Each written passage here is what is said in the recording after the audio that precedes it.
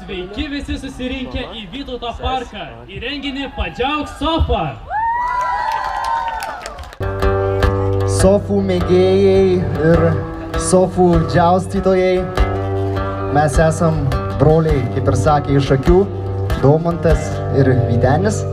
Ir mes su jumis šiandien pasidalinsim keliomis dainelėmis iš savo repertuaro skurdaus. Ir galim pradėti. Pirma daina Patinka, Daumantas Starkauskas. Važiuojam.